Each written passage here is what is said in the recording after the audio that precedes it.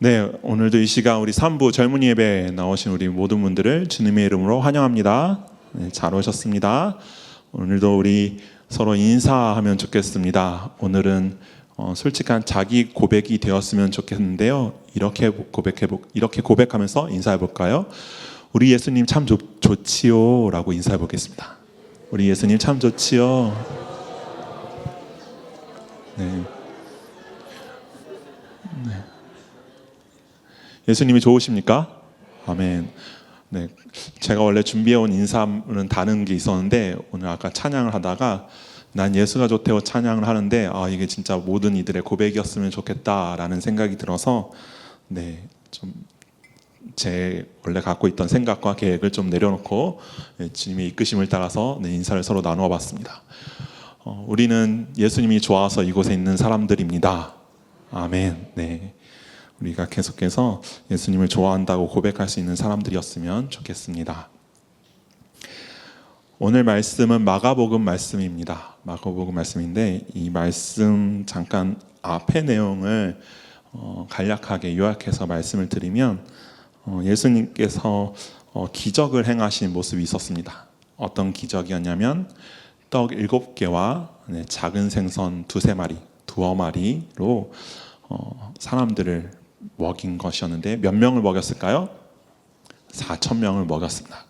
4,000명을 먹이고 나서 몇 광주리가 남았을까요? 네, 7광주리가 남았습니다. 네, 그 다른 비슷한 내용의 다른 기적이 있었죠. 네, 뭐였죠? 네, 떡 5개로 그리고 물고기 2마리로 몇 명을 먹였어요? 5,000명. 네. 몇 강주리가 남았을까요? 몇 강주리가 남았어요?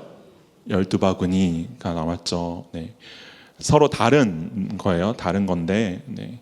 이 바로 8장 마가복음 8장 이 앞부분에 이 4,000명에게 이 떡 7개와 물고기 두세 마리를 먹인 그러한 기적이 있었습니다. 그 후로 예수님께서 그 기적을 보이신 후에 예수님께서 제자들과 함께 달마누사라는 지방으로 이동을 하세요. 근데 그곳으로 갔는데 그곳에서 바리새인들의 공격을 받습니다. 네, 바리새인들은 쉽게 얘기하면 예수님을 좋아하지 않는 것을 조금 넘어서서 싫어하고 경멸하고 어떻게 해서든지 붙잡아서 어떻게 해보려고 하는 그런 사람들의 공격을 받아요. 그러자 예수님께서 탄식하시면서 그곳을 떠나십니다.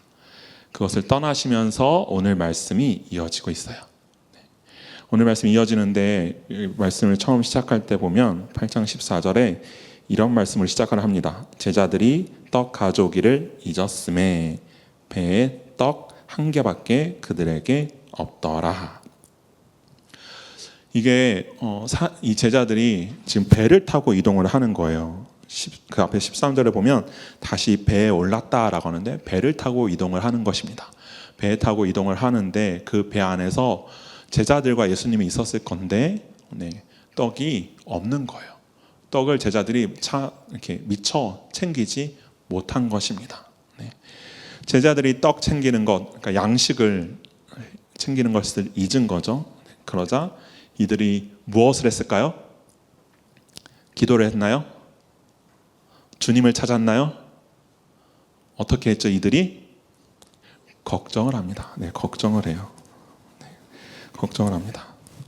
그래서 제자들이 수근수근 거리기 시작합니다. 수근수근. 뭐라고 수근수근 거렸을까요? 뭐 여러 가지가 있었겠죠.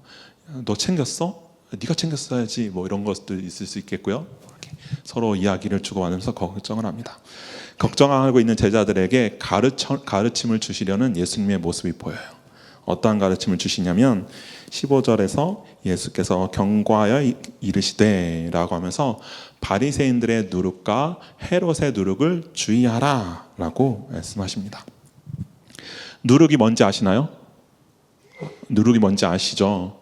우리 청년들 아세요? 누룩이 뭔지? 누룩이 뭔지 자신 있게 이야기할 수 있는 사람. 네. 누룩은 좀 술과 관련이 있는데 자신 있게 이야기할 수 있는 사람은 술과 좀 전문가? 네. 그래서 다들 지금 조용히 잠잠히 모르는 척하고 있는 거죠.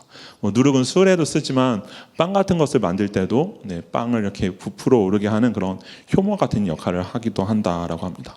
그래서 누룩이 어떤 음식에 들어가면 조금만 들어가도 그게 음식 곳곳을 파고 들어서 크게 부풀리고 크게 만드는 이렇게 큰 영향을 주는 그런 것이 누룩의 특성이에요.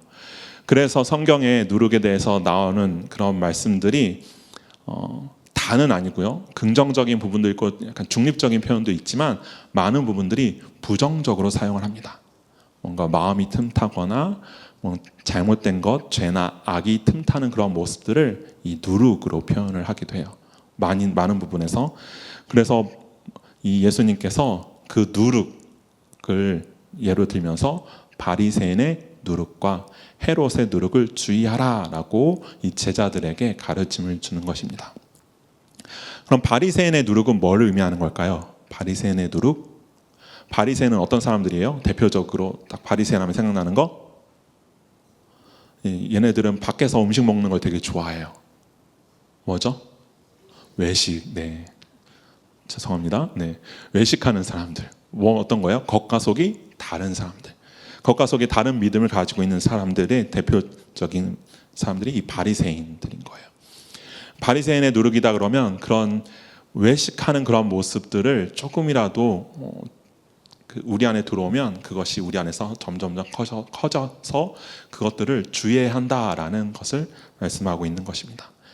헤롯의 누룩은 무엇이냐면 무엇을 의미하냐면 세상의 것에 관심 있는, 그러니까 하나님, 주님 이런 거에 관심이 없고 내세에 관심이 없고 세상의 것, 지금 현실 세계의 것에 집중하는 그러한 것을 헤롯의 누룩이라고 표현을 해요. 그러니까 바리새인의 누룩과 헤롯의 누룩을 주의하라라고 하는 것은 얼핏 보면 바리새인과 헤롯은 전혀 다른 것처럼 보이지만 결국에는 이 모든 것들이 다 주님으로부터 멀어지는 것, 주님으로부터 떠나는 것, 주님을 더 이상 가까이 하지 않게 되는 그런 것들을 주의해야 한다라고 예수님께서 말씀하시는 것입니다.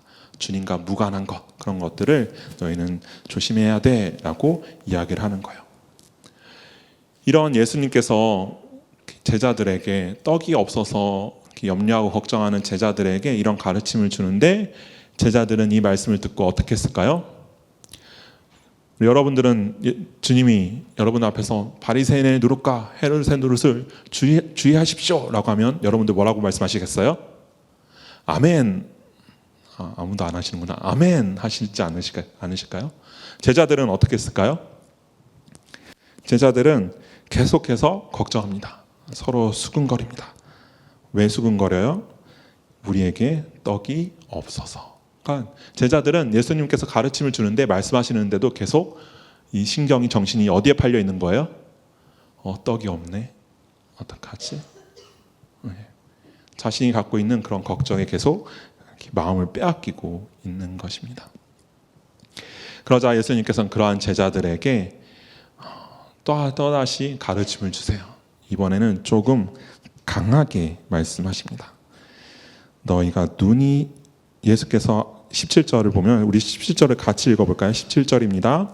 예수께서 아시고 이르시되 너희가 어찌 떡이 없음으로 수근거리느냐 아직도 알지 못하며 깨닫지 못하느냐 너희 마음이 둔하냐.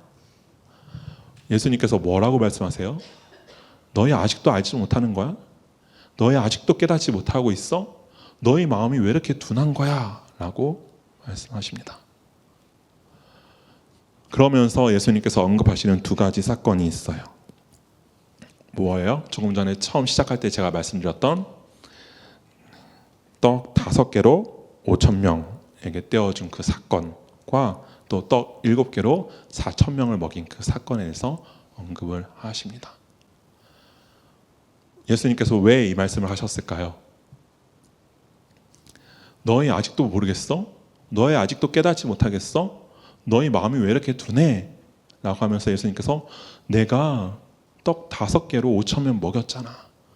내가 떡 7개로 4,000명 먹였잖아.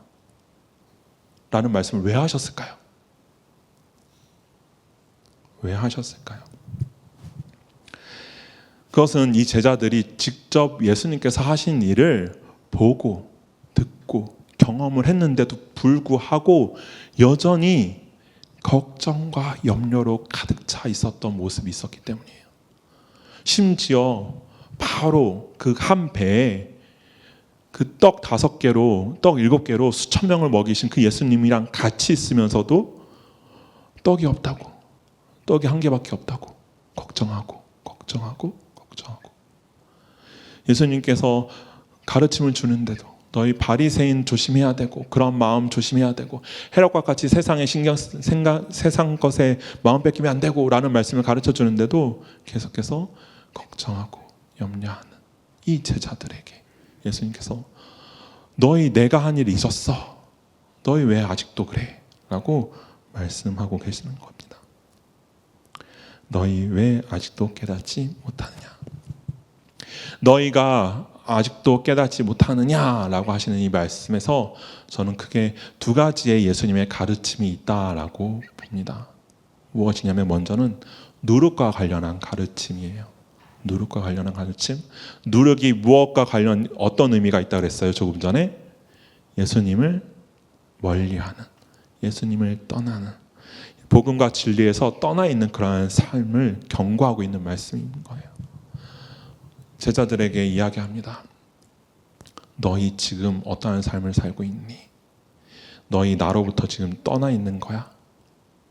너희 지금 내가 한 일을 잊고 나를 지금 잊고 있는 거니? 너희가 지금까지 내가 가르쳐준 복음, 진리에 대해서 잊고 살아가는 거야? 라고 말씀하시는 겁니다. 너희 나랑 계속 같이 있으면서 너희 아직도 그러니? 너희 아직도 그러니? 라고 말씀하고 계시는 거예요. 그리고 예수님께서 행한 그 2번째로는 예수님께서 행하신 그 기적에 대한 가르침인 거예요. 5병이여 7병이여의 가르침. 그 능력을, 예수님의 능력을 보았지만 여전히 의심하고 알지 못하고 주님을 온전히 신뢰하지 못하는 그 제자들의 모습을 보면서 예수님께서 말씀하시는 겁니다. 너희 아직도 그러니? 너희 아직도 깨닫지 못하고 있는 거야. 말씀하고 계시는 겁니다. 우리의 모습을 한번 생각해 보겠습니다. 우리는 어떤가? 나의 모습은 어떤가? 나의 믿음은 어떠한가? 주님께서 우리를 향해 말씀하십니다. 너희 아직도 깨닫지 못하느냐? 영적으로 주님으로부터 떠나 있는 그런 모습들이 우리에게 있지는 않은지, 주님을 온전히 신뢰하지 못하고 따르지 않는 그런 모습들이 우리 안에 있지는 않은지 우리의 모습을 한번 생각해 보면 좋겠습니다. 여러분들 얼마나 오래 신앙생활을 하셨나요? 얼마나 오래 하셨습니까? 얼마나 많이 하셨습니까? 여기는 이제 막 신앙생활을 시작하시는 분들도 있고 또 1년, 2년, 10년, 20년 넘게 신앙생활을 하신 분들이 있습니다. 지금 예수님을 따르는 이 제자들은 몇 년 예수님을 따라갔을까요? 몇 년 따라갔어요? 네, 아무리 길어도 3년이 넘지 않습니다. 왜요? 예수님은 3년 공생의 사역을 하셨으니까요. 그런데 예수님께서 그 3년 채 자신을 따르지 않은 그 제자들에게 말씀하시는 거예요. 너희 아직도 그래? 여러분들 얼마나 오래 신앙생활을 하셨습니까? 여기 보면 우리들 중에서는 이 제자들보다 더 오랫동안 예수님 따라가고 있다고 쫓아가고 있다고 말씀하시는 분들도 분명히 있을 것입니다. 여러분들의 그 믿음의 삶의 모습은 어떠십니까? 혹시 주님께서 우리들에게 그렇게 말씀하고 계시지는 않으십니까? 너희 아직도 깨닫지 못하느냐? 학교에서 여러분들의 삶의 모습은 어떠신지 한번 생각해 보면 좋겠습니다. 우리 학생들이 있는데요. 학교에서 여러분들은 어떻습니까? 열심히 학업 공부하시고 계신가요? 학업을 열심히 하시고 계십니까? 학교 생활 열심히 하고 계세요? 왜 열심히 하세요? 왜? 그 열심 속에 무엇이 있습니까? 그 열심에 무엇이 있어서 열심히 하시는 걸까요? 나인가요? 아니면 주님인가요? 주님과 함께 주님 안에서 하는 열심인가요? 아니면 나를 위해 나의 명예와 나의 미래와 나를 위한 열심이신가요? 혹시 그 열심이 하나님을 벗어난 열심은 아닌가요? 헤롯의 누룩이 여러분들 안에 들어와서 가득 퍼지고 있지는 않으십니까? 세속적인 열심은 아닌가요? 세상적인 열심은 아닌가요? 학교에서 일어나는 많은 불법과 편법 속에 다른 사람들이 그렇게 하니까 나도 따라가고 있지는 않은지 생각해 보면 좋겠습니다. 직장에서 여러분들의 삶의 모습은 어떻습니까? 직장에서는 어떠세요? 직장에서 열심히 일하십니까? 열심히 하세요? 똑같이 여쭤보고 싶습니다. 왜 열심히 하시나요? 무엇을 위해서, 누구를 위해서 열심히 하십니까? 그 속에, 그 열심 속에 하나님이 계신가요? 하나님을 향한 열심인가요? 하나님을 위한 열심인가요? 아니면 나를 위한 열심인가요? 승진하고 직급이 올라가고 나의 연봉이 많아지고 그것들을 위한 열심인가요? 나의 명예와 권력을 위한 열심은 아니신지 한번 생각해 보면 좋겠습니다. 사람들과의 관계는 어떠신가요? 친구 관계를 맺고 인간관계 속에서의 우리들의 모습은 어떤가요? 주님이 주시는 마음으로 사람들을 대하십니까? 아니면 내 마음대로, 내 마음에 원하는 대로 사람들과 관계를 맺으십니까? 주님의 마음을 품고 사람들과 교제하십니까? 아니면 순전히 나를 위한 계산적인 그러한 인간관계를 맺고 계시지는 않으십니까? 주님 안에서 하는 교제입니까? 아니면 주님을 벗어난 교제입니까? 그렇지 못한 우리들에게 주님께서 오늘 말씀하시는 거예요. 너희 아직도 깨닫지 못하느냐? 여러분들, 주님이 여러분들에게 혹시 이렇게 말씀하시는 소리가 들리신다면 너무 좌절하지 마십시오. 너희 아직도 그래, 너희 이거밖에 안 돼 라는 말을 들을 때 좌절하지 마십시오. 왜냐하면 오늘 이 말씀 속에는 소망이 있기 때문입니다. 어떠한 소망일까요? 어떠한 소망일까요? 우리가 주님의 마음을 깨닫고 다시 주님의 뜻을 따라서 주님의 뜻대로 살아갈 수 있다라는 소망입니다. 예수님께서 제자들에게 너희 아직도 깨닫지 못하느냐, 이 말씀을 우리가 오늘 말씀 중에 2번이나 하세요. 그리고 이 말씀에서 뿐만이 아니라 앞에서도 계속 말씀하세요. 마가복음 7장 18절을 보면 이런 말씀도 있어요. 예수께서 이르시되 너희도 이렇게 깨달음이 없느냐 라고도 말씀하시고요. 또 오늘 말씀에서도 너희가 17절에서 아직도 알지 못하며 깨닫지 못하느냐, 너희 마음이 둔하냐 라고 하시면서 또 21절에서 아직도 깨닫지 못하느냐, 제자들에게 계속 이렇게 말씀하세요. 너희 아직도 깨닫지 못하느냐, 깨달음이 없느냐 라고 말씀하십니다. 그런데 예수님께서 이 말씀을 제자들에게 하시고 나 너희랑 같이 못 다니겠어. 너희 계속 그러면 난 이제 너희랑 같이 안 다닐래 하시지 않으셨다라는 거예요. 예수님께서 제자들에게 이 말씀을 하신 것은 제자들이 깨닫고 주님의 마음을 깨닫고 주님의 마음이 어떤지 깨닫고 알고 그 뜻대로 주님 뜻대로 주님을 따르기를 원하는 마음으로 이 말씀을 하셨다라는 것을 우리는 알 수 있습니다. 왜요? 이후로 계속 주님은 그 제자들을 데리고 같이 함께 주님의 일을 감당했기 때문이에요. 주님의 일을 하셨어요. 너희 아직도 깨닫지 못해 하고 제자들 너희는 안 되겠어 가버려 하시지 않으셨다라는 겁니다. 이 말씀을 들은 제자들이 그 주님의 마음을 깨닫고 주님과 함께하기를 원하는 그런 마음이 주님에게 분명히 있었다라는 것이죠. 우리들에게도 동일하게 말씀하시는 거예요. 오늘 이 말씀이 내 마음에 와 닿았다면, 주님이 나에게 너희가 아직도 깨닫지 못하느냐라고 하신 이 말씀이 나에게 와 닿는다면 우리에게는 소망이 있는 것입니다. 어떤 소망이요? 이제 주님의 마음을 깨닫고 주님의 뜻을 깨닫고 세상을 쫓는 것이 아니라 주님만을 쫓아가는 그러한 삶을 살 수 있다라는 소망이 있는 것입니다. 돌이켜서 우리의 마음을 돌이켜서 우리의 삶의 모습을 돌이켜서 주님을 온전하게 쫓아가는 그러한 우리 모두가 되기를 간절히 바랍니다. 주님께서 말씀하십니다. 여전히 세상의 것을 쫓아가고 하나님이 아닌 다른 것을 먼저 우선순위로 삼고 하나님을 높이는 것이 아니라 내가 높아지기 위한 삶을 살아온 우리들에게 말씀하십니다. 너희 아직도 깨닫지 못하였느냐? 이제 깨닫고 나와 함께 가자. 그 뒤에 말씀까지 있다라고 생각하시고 이제 주님의 말씀을 통해서 주님의 말씀을 들은 우리는 우리를 돌이켜서 우리의 삶의 모습을 돌이켜서 주님을 따르는 우리가 되기를 원합니다.